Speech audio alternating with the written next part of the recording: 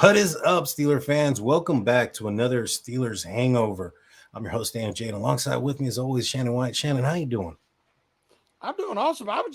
We was talking right before we started the show. All this comments going on over here. This is awesome. Before we even got here, they Before we started got, without us. I love it. I love it too. I love it. All you guys in the comment section, if you guys do me a favor and hit that like and subscribe button, if you're not already subscribed, it'd be great. Um, Man, so before we get into today's topic, there's been some NFL news that's gone on, and it was referencing Odell Beckham Jr. Apparently, he's signed a 1-year, $15 million guaranteed contract with the Baltimore Ravens. This is the probably the one of the bigger names that the Ravens have signed at the wide receiver position. Another name that's older as well. It seems like they like the old guys for some reason. What were your thoughts initially on the signing of OBJ?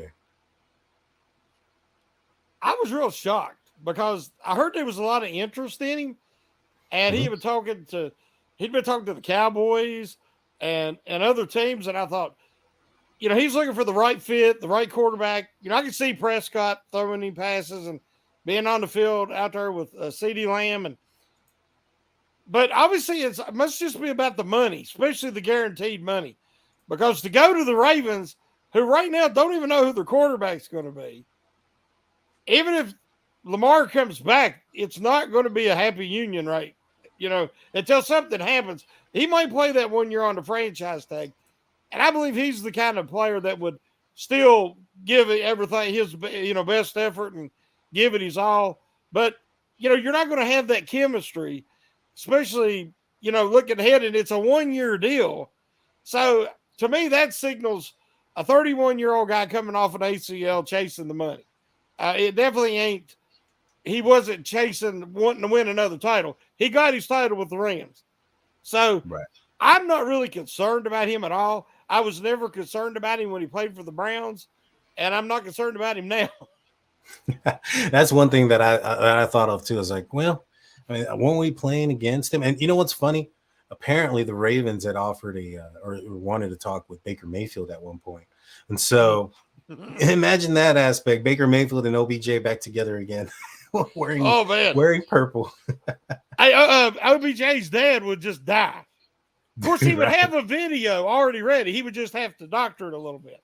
Yeah, just Photoshop the colors. That's all you got to Exactly. do. Just make it darker the screen. It's still the same crappy browns. That's all it ever will be. My first initial thoughts on this was, I started a slow clap. I was like, wow, bravo. You got an older receiver Yeah. with 2 ACL injuries to the same ACL, who hasn't played since the last Super Bowl that he was in when he tore his ACL. And you're paying him $15 million while you still have questions about your quarterback position. Yeah. Bravo. Way to be number 4 in the North. That's the that's the way I see it. Lamar Jackson. What has What? OBJ been listening to? I mean, No, all it's the these Stern Network. receivers are saying what they blame us for the lack of production in the passing game. Right. They're wide open. They show videos of them wide open, but Lamar's running already. And here's a guy that's not, he doesn't love to block. He can, but it ain't his favorite thing to do. And he's going to a team that's probably the most run heavy team in the NFL if Lamar comes back, especially. I don't understand the logic. I understand the all them zeros on the contract, but as far as logically wanting to be in the best position for that next contract, Mm-hmm. I don't see how he's going to put up the production to get a really good second contract. I agree, and by all indications, it does look like Lamar Jackson is going to be returning. I guess there was a video or an image posted of him talking with OBJ, and he had his Ravens medallion on, and so maybe perhaps this will convince him to take a little bit of a pay cut now that he has a receiver. I did find it kind of interesting that they didn't really give him a primary receiver until he was almost out the door. His entire career, it's been a position that has been a lot of almost and a lot of older guys. You had some guys out of their prime and some guys that almost made it their way out there, but they didn't, not quite. Yeah. And so OBJ, in my opinion, is a guy that could be out of his prime. We don't know. We haven't seen him since the Super Bowl when he was a member of the Rams. But when he was a member of the Baltimore Ravens, he wasn't a guy that scared me. He wasn't a guy that completely burned our defense or did anything of that nature. And so, having him across the field is another familiar face, one that Tomlin knows well based on the fact that we've played him a couple of times. Mhm. I think Tomlin even said it himself. He's not scared by him, and so I'm excited about it. I'm excited about the move. I think the Ravens are on their way of being in last place in the AFC North, and it's good. It's where they belong. But today's title of the show, and we're going to get into it, which is, are the Steelers, in danger of becoming the Cowboys, right? Both franchises are storied franchises that are deep and full of history, and both are teams that, when you look at playoff success, haven't really had much of it in the last decade or so. More so for the Cowgirls, being the fact that it's been since '95 since they've Mhm. they had the Dez should have caught it type of thing, but outside of that, they really not had any playoff success. What are your thoughts first and foremost when you hear, are the Steelers in danger of becoming the Cowboys? Well, me and you was talking earlier today, and it kind of hit me. I kind of come up with that title, and I was like, right now the Steelers are going like 13-year drought. They haven't been to the Super Bowl since 2010. They haven't won a playoff game since 2016. Right now we don't even realize how long it's been, and we're over a decade. And next thing you know, you make a wrong move here or there, you turn around and you're going on 2 decades. Right. So that's been a real concern because they're so similar and that they're easily the two biggest fan bases in the NFL. The Cowboys and the Steelers internationally are easily the two most popular franchises, and they have incredibly large fan bases. But the Cowboys, there's great loyalty there as far as the size of their fan base. Mm-hmm. But back in the 90s, early 90s, before they got good with Aikman and Emmitt Smith and Jimmy Johnson won those Super Bowls, I worked at Foot Locker, and we had always got a lot of Cowboys merchandise. Now, that's on the East Coast, but we get Cowboys merchandise. We couldn't give it away. They were the most popular fan base based on, number of people claiming to be Cowboys fans. Right. But their merchandise sales was in the bottom part of the whole league because, it's kind of a little, I don't want to say fair weather, but I don't know any other thing to call it. And then when they started winning again in the mid-90s, they said, of course, they blow up. And, you see the star everywhere. And you live in Texas, right, so you definitely see the star. But yeah, I just don't want to see the Steelers heading down that same way, getting comfortable with mediocrity, getting comfortable with non-losing seasons. And, that's what I'm afraid that kind of happened a little bit because you're trying to build around a franchise quarterback at the end of his career and Ben Roethlisberger.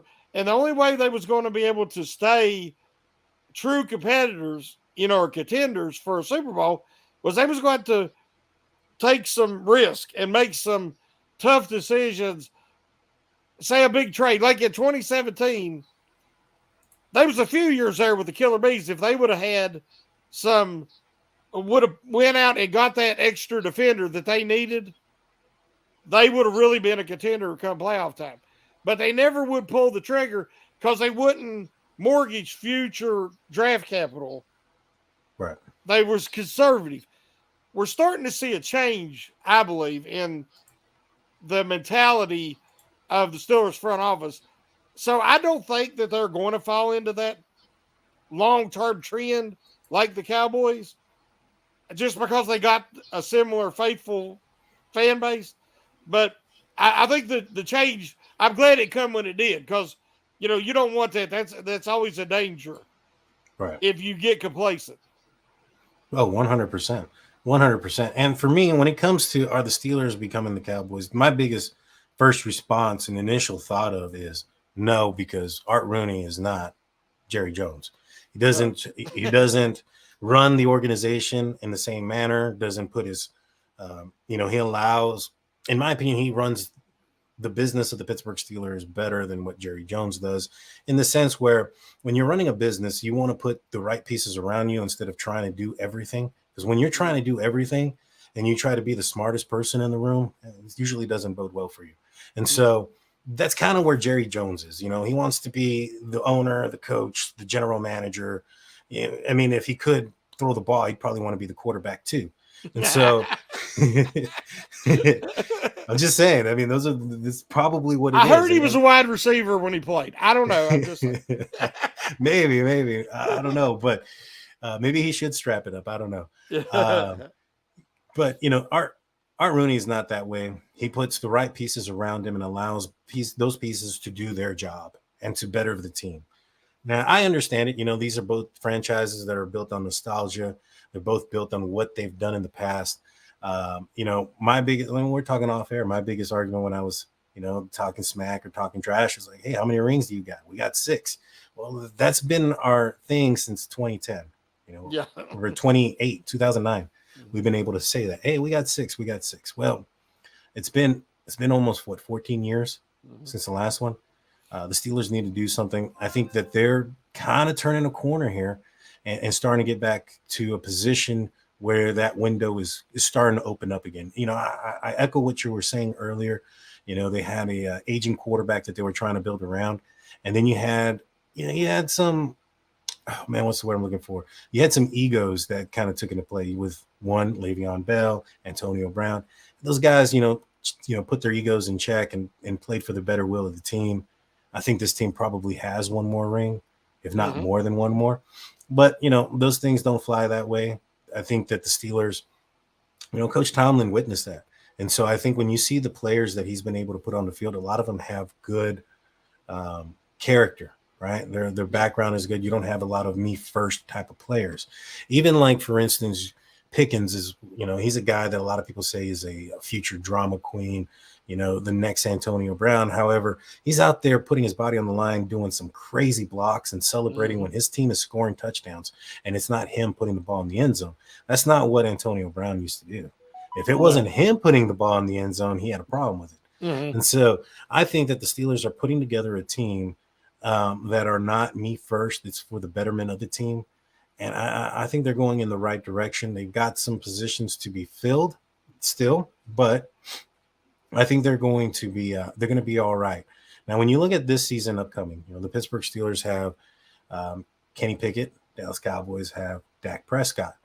You're looking at the offensive line for the Steelers and for the Cowboys. The offensive line for the Cowboys has been one that's been known to be pretty good here recently, not so much. The Steelers have been the opposite here recently, not so very well, but kind of moving in that right direction. At least that's what we're hoping.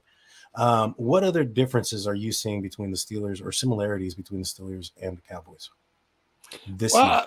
I think when you said that Mr. Rooney and the Rooney family are so polar to Jerry Jones, that's so true. Jerry, he's financially, they're a very successful, profitable franchise. If making money, it is a business. NFL's huge $1 billion business, and he makes money. But what's the goal? What's the mission statement? And the Steelers have always said to win titles. Well, but just going by that criteria and those parameters, the Steelers have not been successful. I don't know their financial situation. I don't know how successful they are compared to the Cowboys. But I'm just judging both franchises on titles. And both of them are not hitting. The Steelers are definitely not hitting their mission statement. I'm not sure what the Cowboys is. But we're seeing similarities. Even Micah Parsons for the Cowboys, top, edge player. Steelers have TJ. There's a lot of similarities there. But one thing I've been concerned about, and we talked a little bit about it earlier. You look at Mike Tomlin, and the Cowboys have went through quite a few coaches. whereas the Steelers, we know 3. You know, and that level of stability is just unmatched. It's really unbelievable. We talked a little bit about it earlier. What level of responsibility, if any, does Tomlin have, and the lack of playoff success at the minimum over the last decade? And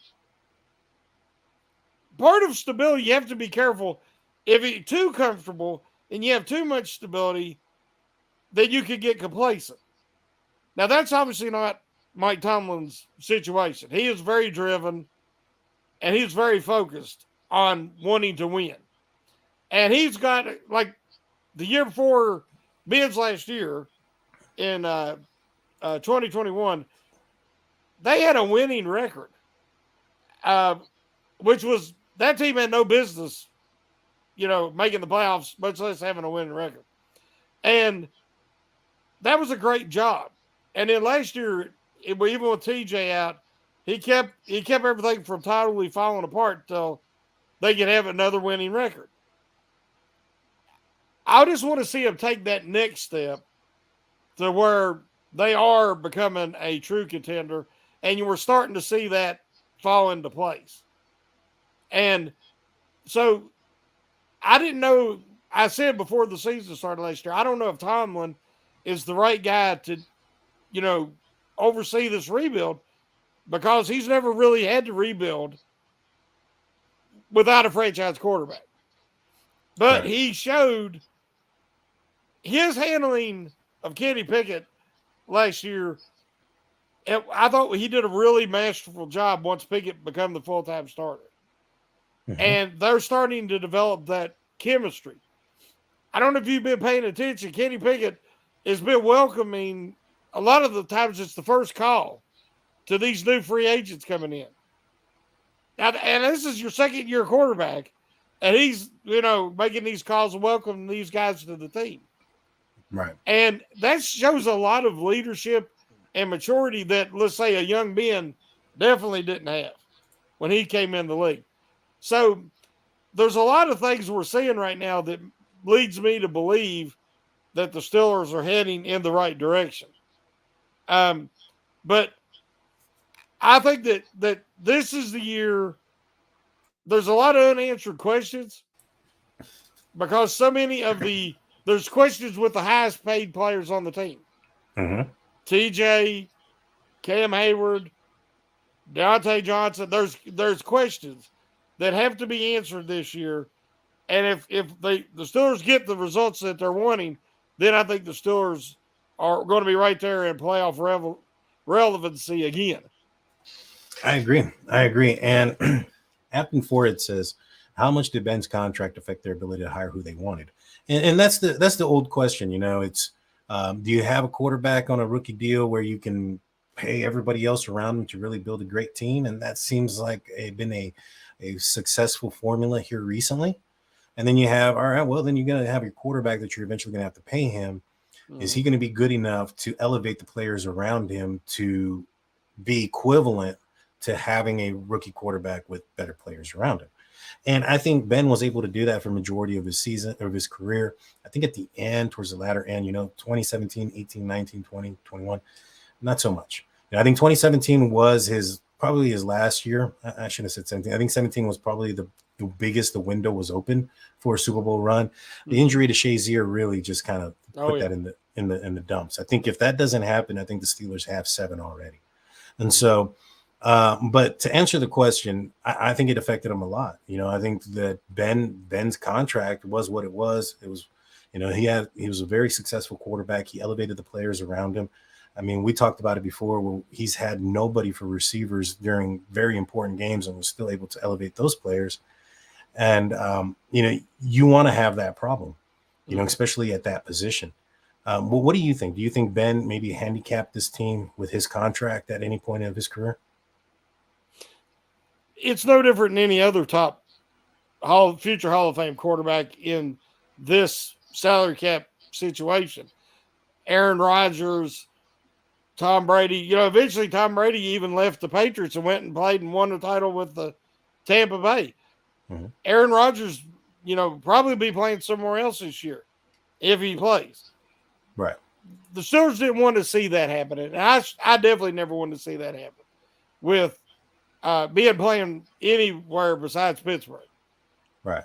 Like the comments you're putting up, to me, Shazir's injury, Le'Veon Bell and Antonio Brown, their decisions, really hurt the chance for the Steelers to have another one or two Super Bowls. But my whole thing is I keep going back, and I'm a huge Kevin Colbert fan.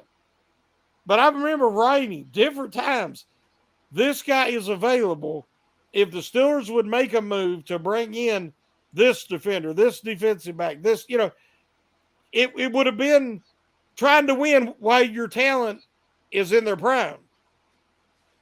Once you wait till Ben gets 36, 37, 38 years old, he can no longer do what he did before. The contract's still there, because there's just a price. You know that a certain portion of your contract is going to your franchise quarterback. So to me, you don't even worry about that. It's like your mortgage. Mm-hmm. You know you're going to pay your mortgage. So you worry about, we're going to do this with this money over here. That's how every team's got to look at that franchise quarterback. And all the teams that have one, that they're in the same boat.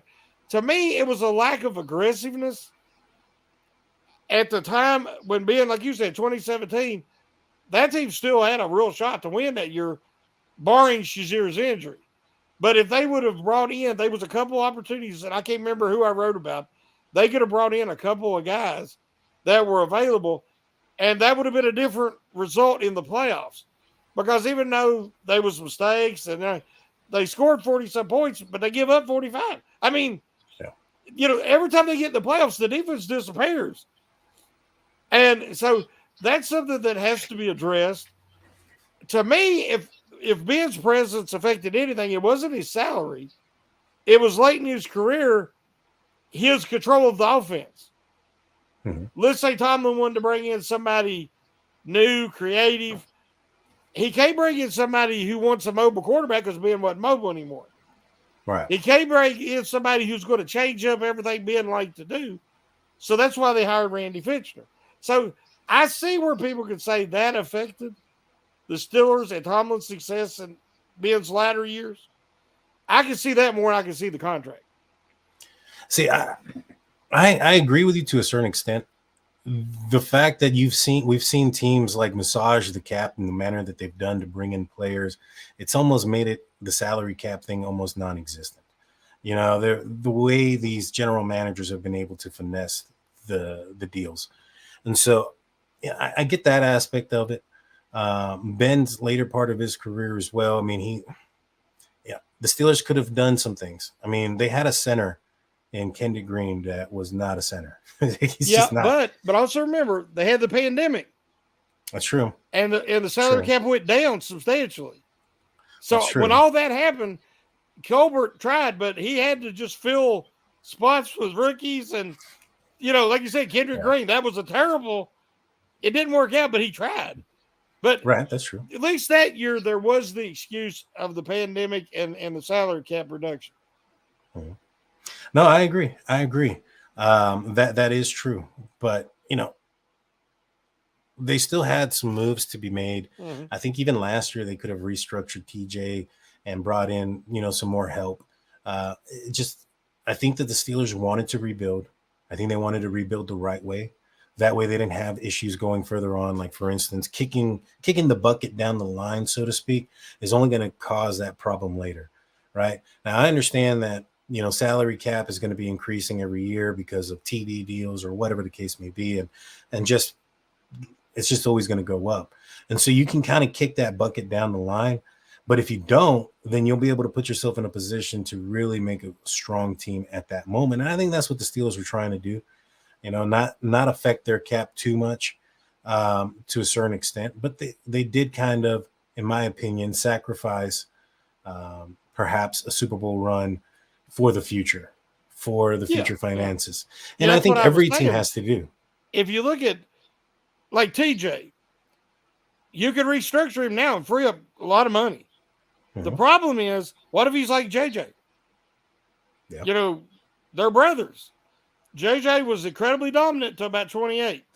Mm-hmm. Then the nagging injuries or season ending injuries started happening. Yeah.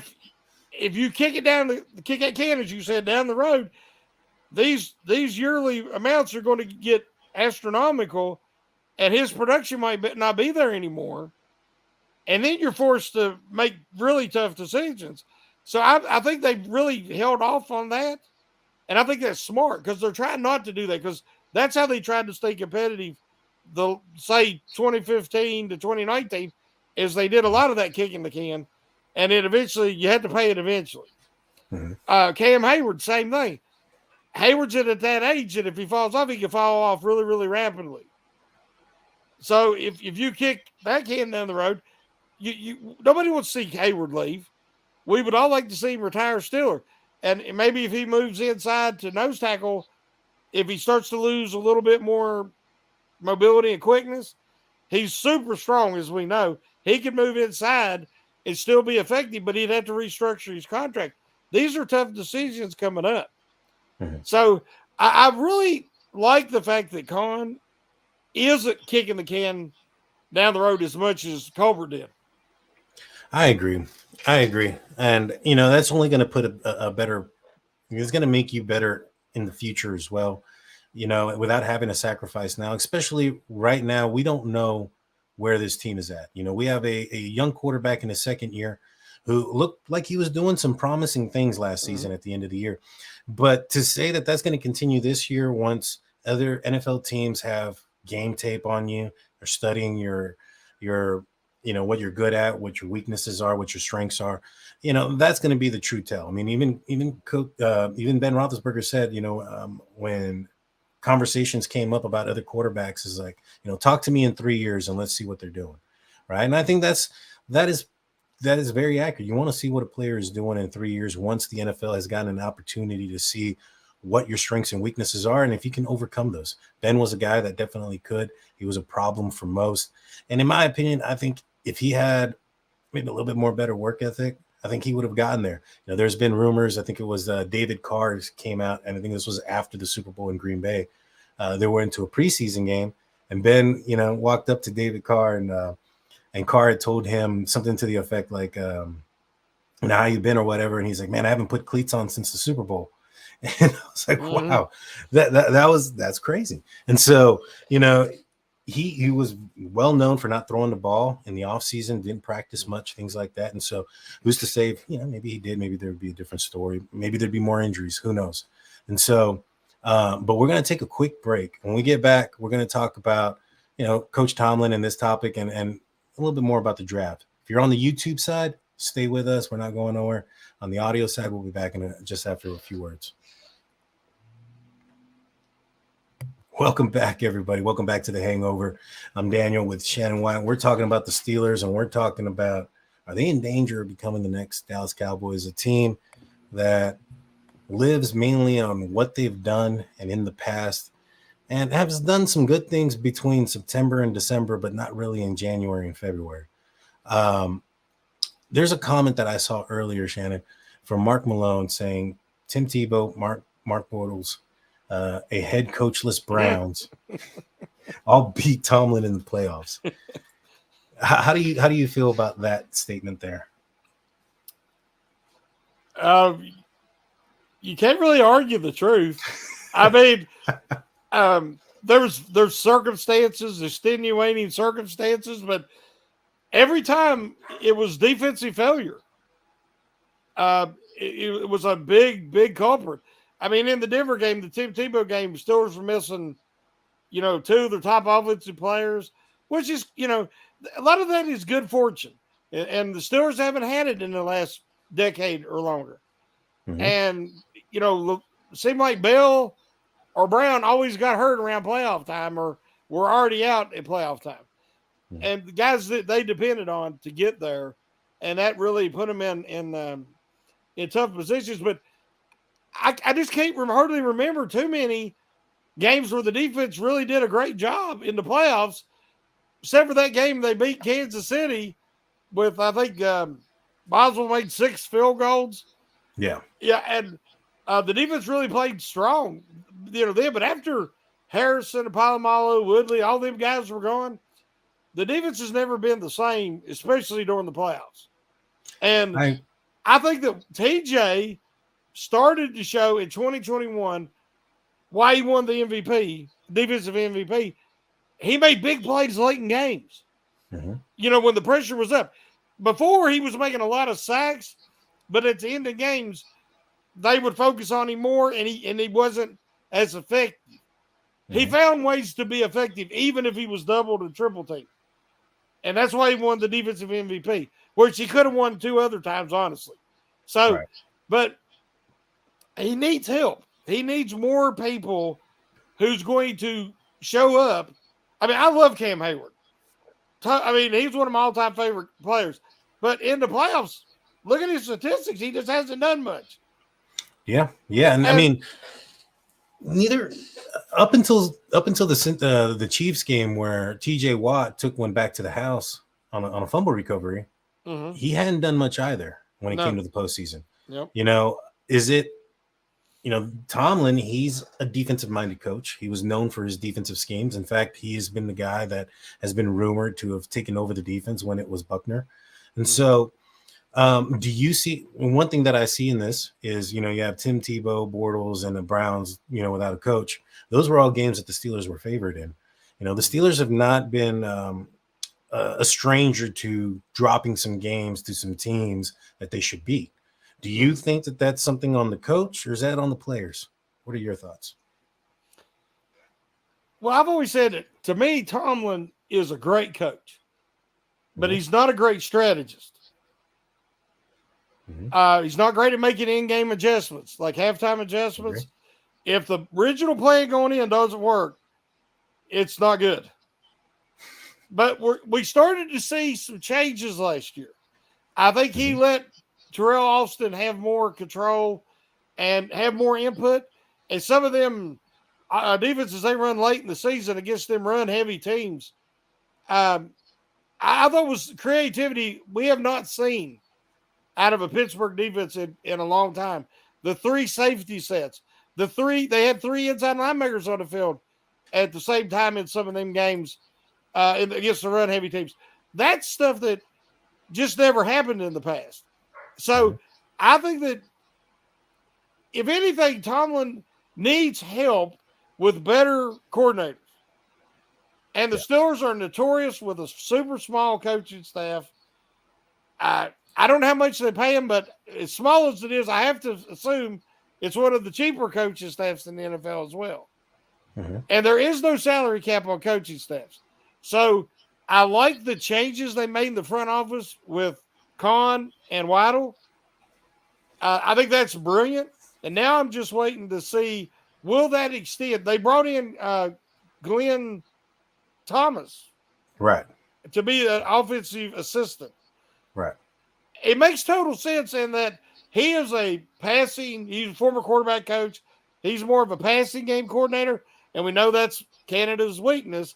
If these guys mesh well, and they mesh well with Pickett, and with everything they've done this offseason, that could really take their offense up that next level, because we've all been screaming for a passing game coordinator. Yeah. So hopefully that's another sign that I don't know if that's Tomlin wanting to keep a small coaching staff or if that's the Rooneys. That's true. Well, then again, I mean, it wasn't the same Rooney either when Cowher was the head coach. And I was going to ask you, is it because I'm not familiar with that. Was Cowher's coaching staff a smaller one? It was just a little bit bigger than Tomlin's. But the difference is they had more experienced coaches in these coordinator positions, and guys with previous even head coaching experience. Like when they brought in Mike Munchak, I was thrilled because I was shocked that they would do that based on what it had been like during, Tomlin's tenure. But, we see how that turned out. I mean, because he was just a great hire for the Steelers. And so, I mean, even though Glenn Thomas isn't the guy that I didn't know nothing about him, so I had to start researching him. But when you research him and see his fit in what the Steelers are trying to do, and it sure does look like they're going to try to become a power run heavy, time of possession, ball control offense. Finally get play action off that. It's some big plays because that's where the NFL's going, DJ. I mean, it really is.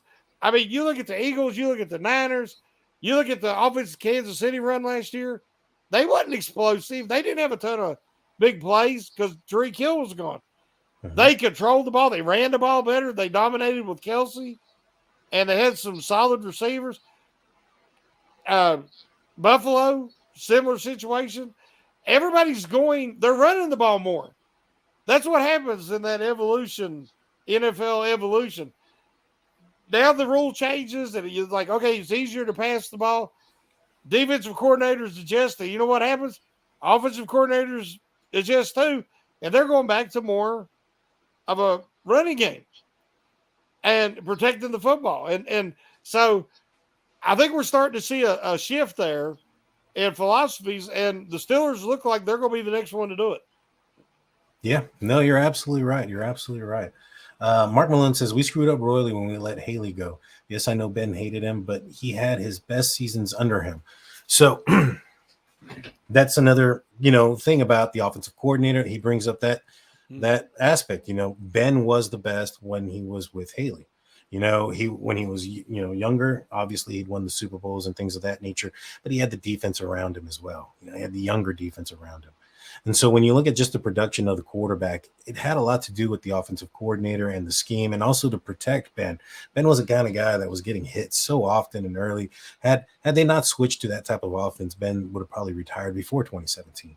And so I do think that coaching matters, and I do think that who you pair up with your player also matters. Like, for instance, I don't think Matt Canada and Ben Roethlisberger would have ever worked unless Ben was under the age of 30. And so, yes. you know what I mean? I think that was just a matchup nightmare, for the offense. You had one mind wanting to do one thing and somebody else's body unable to. And so, seeing what they're doing now and putting together a team that, in my opinion, is starting to build an identity, which has been an issue for the offense in the last few years. It was always like, who are they? They're throwing the ball short. They say they want to run, but they're not running it with a lot of success. They're utilizing the short passing game as an extension to the run. That became who they were, although they were trying not to be that. They were fighting who they were, in my opinion, which is probably what led to some of the up and downs that the Steelers had. And so last season, the offensive line came together. They started moving in the right direction. Najee Harris got healthy, and he started to show up. Jalen Warren emerged as a number 2. So the running game started going in the right direction. The passing game, like as you mentioned before, just never really became what we wanted it to be. There wasn't, outside of the Browns game at the last game of the season, there wasn't very many multiple touchdown games by the offense. And so the acquisition of Glenn Thomas, him being possibly that passing game coordinator, given his experience with quarterbacks and passing game, and the fact that the running game was doing fairly well, in my opinion, is going to bode well for the Steelers in this upcoming season. But the Steelers aren't done yet when it comes to the offensive line. Now, they've brought in a couple of guys for pre-draft visits that were like, hey, what's going on here? You already acquired Nate Herbig. You acquired Sam Alou. You have James Daniels, who a lot of people are saying they're going to trade, and Mason Cole. Yet the Steelers brought in 2 centers that possibly could go in the first round. One out of Minnesota, John Michael Schmitz, and the other one being Joe Tippmann. What are your thoughts on the Steelers bringing in interior offensive line after they've acquired players in that room already? And do you think that perhaps maybe there's going to be another move for the centerpiece? And what are your thoughts on James Daniels? I know it's a big question, but it's all tied in together. Well, my thoughts on James Daniels, just head over to our editorial side, and my article's right there. Why I think James Daniels is the most disrespected player on the Steelers currently. Because he was easily the best offensive lineman for the Steelers last year, give up 0 sacks on the season. And by the end of the year, his scores was up some of the best at the guard position in the NFL. He's only 25 years old. He's on a very reasonable contract for 2 more years. They would be crazy. He's not going anywhere. And like I said, the article explains my thought process behind that. When we were talking about these pre-draft official visits, and me and you was talking about Smiths and Temperman. Yeah. These are two of maybe the 2 top centers in this draft. But if you look at them, one's a fit for the Steelers, in my opinion, and one isn't necessarily the right fit.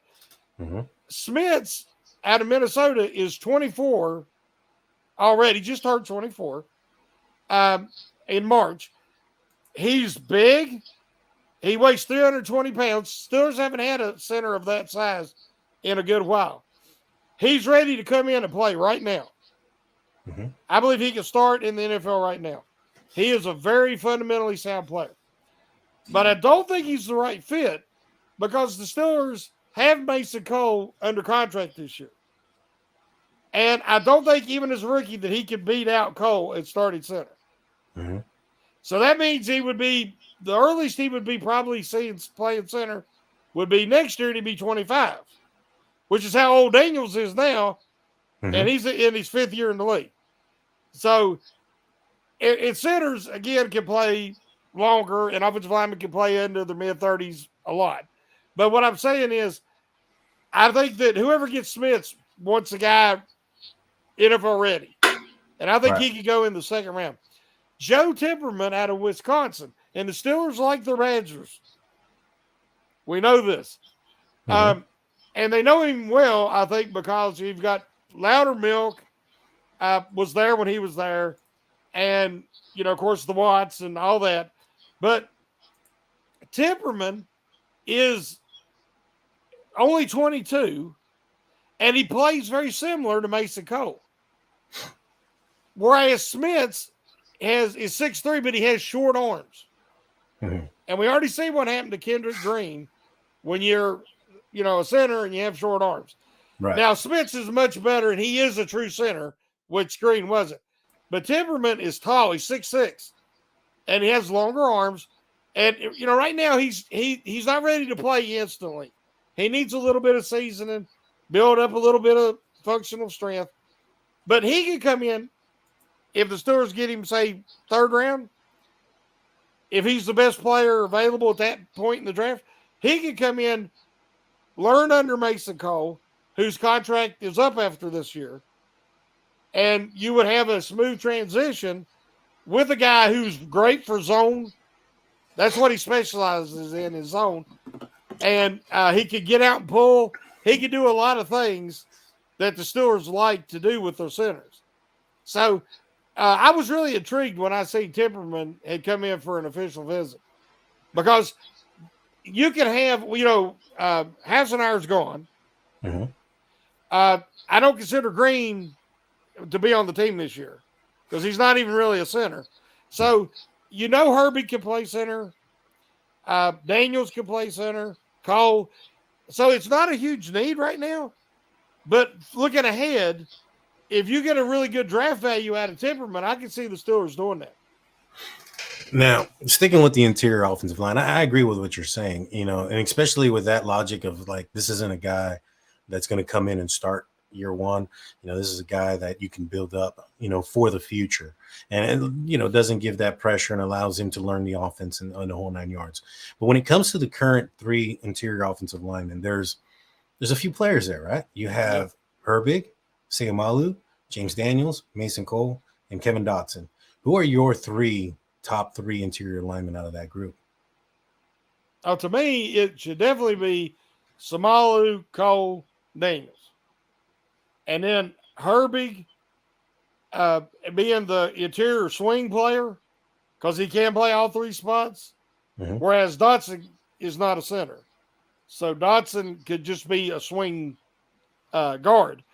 Actually, Dotson's best football, in my opinion, was a rookie when he had to fill in for David DeCastro, and he played right guard next to Pouncey. Right. Pouncey really helped give him that experience and that comfort level playing next to a guy who was a Pro Bowl, All Pro level talent, Mm-hmm. and Dotson really excelled. So I would like to see Dotson. He could back up at left guard still as well, but I think that he would be a really high level backup right guard. Right. Now, I don't disagree with you. My thoughts though on the position are, my top center that I would like to see there.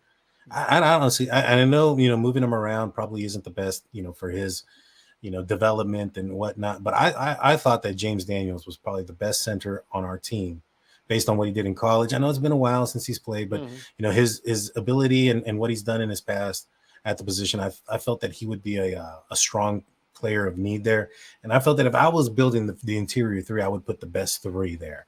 And for me, I would probably put say Malu on the right side, Daniels in the center, and maybe Herbig on the left side. Completely change it all out. And not because I thought that they played bad, especially Mason Cole.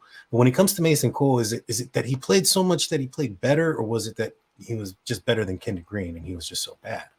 And because there was some times where Mason Cole was, getting spun around too. It wasn't always pretty. And Well, so well, Mason Cole does struggle, and he did last year with power right right. over him. But we got to remember, I think it was the sixth game he hurt his leg, Hmm. and he had that lower leg injury, and he toughed it out. But he admitted late in the season that it affected his ability to anchor. Right. And I think that Mason Cole at this point is should be at the starting center to start camp and let Right. Herbie compete with him. We were talking about it today in the discussion thread. I wanted to see him do this last year. Move the guys around in camp a little bit. Let them play different positions in the preseason. See what combination works best. Who's more comfortable here or there. They might find that somebody they playing on the right side likes the left side better, or vice versa. So the good thing is they have versatility. Now they just got to see what they can do with it. I agree. I agree. And the best thing about it too is they got depth. The Oh team, yeah. the offensive line, they stayed together for majority of the season last year. Hardly any injuries. And if you're expecting that, even Sayamalu, he played all 20 games last year for the Mm-hmm. Eagles. So to expect these guys to continue in that direction is probably unlikely. We probably should expect one or two players to go down for at least one game or so. Yeah. And so, to have that depth behind the initial three is huge in my opinion. There's not going to be that big of a drop off, so to speak. And so the Mm-hmm. team can continue to move forward in the right direction and continue to compete, especially when you have a 17-game season and only one team getting a bye week. That's, Yeah. you got to expect that some injuries are going to be a part of the game at every position, which is why the Steelers have kept Mitch Trubisky at $10 million Yeah. because there's a good possibility that, Kenny Pickett, as young as he is, he missed 2 games last season. There's a possibility that it's going to happen again. And so, you want to have somebody behind you that's not going to have a huge drop off. One thing that's changed with the 17-game season is we've always had defensive line rotations, Right. but offensive line, starting five, they play the whole game. Well, now the Steelers bring in that sixth lineman a lot of times, when they go run heavy sets. But also, there's nothing wrong with if these guys are starting to get worn down and everything. If you got a quality backup, they can come in and, for a series here. We've seen the Niners do that. We've seen the Eagles do that. I think we'll see more of that with the longer season and like a Thursday game, right? After a Sunday game. To Mhm. me, that's smart if you're a good team and a contended team to not wear them guys down before you get to the playoffs. 100%. I didn't even think about that. That is smart. That would be probably the smartest thing to do. You just got to get the players to agree to that because some of them are going to Yeah. look at their contract and say, "Hey, Yeah. if I miss the game as a starter, then there's some money coming out of Well, my they can still pocket." be the starter, but I mean, take them out maybe for a series here and there, Right. and yeah, but yeah, you ain't going to get them to give up that starting position. nah, and then comes the fact that what if this guy plays better than me? Yeah. You got to worry about that. So it would definitely have to be something that's for the betterment of the team. Perhaps maybe somebody being banged up a little bit that could benefit from some time off. Yeah. And so But I like the position that the Steelers are going in. I like what they're doing. I think they're building this team the right way. Man, we have one more show before the draft. Is that right? The draft, I guess there'd be 2 more shows, right? 2 more shows. Yeah, I that's think right. it's 2 That's more. right. Yeah. That's right. That's right. We have 2 more shows before the draft. We're going to be talking more about this and who the Steelers should select. And in fact, I think next week we'll probably talk about whether the Steelers should move up or move back. You guys want to hit that like button and hit that subscribe button and ring that notification bell. That way you keep in touch with not just us here, but all the other Steel Curtain Network shows. Tomorrow you're going to have Big Bro and Big Bro Sco Show with David Schofield and Big Rich. And then on Wednesdays, you have the curtain call. Thursdays, you have the preview, which is basically the flagship of the show. Everybody watches that one, including myself. That's what brought me to Steel Curtain Network. Fridays, was it the homies? The homies. Right? Yeah, the homies. Yeah. Saturday on the audio side, you get State of the Steelers with me. Wednesday, you're on with Jeffrey Benedict on the curtain call. Is that correct? Yes. There it is. There. See, I'm getting all this down. You've learned them. I've learned them. Before we let everybody go there, Shannon, can you let everybody know what you're working on the article side? I know you mentioned it earlier, and anything else you have coming up for the network. Well, I've got a couple ideas formulating, but I haven't started working on that yet. I'm trying to get in line with the draft, and as we get closer to the draft, I know we're going to do a mock draft. Here for Behind the Steel Curtain, all of us. So I'm looking forward to doing that. And so I'm going to use some of that research, and I'm going to do my next article off of that. I'm looking forward to it. Me, myself, and I looking forward to that mock draft. Looking forward to the real draft. Can't wait to see who the Steelers select. It's going to be amazing. Again, you guys make sure you hit that like and subscribe button. We're getting a little long in the tooth, so we'll see you guys next week. With that being said, though, Shannon, take us out.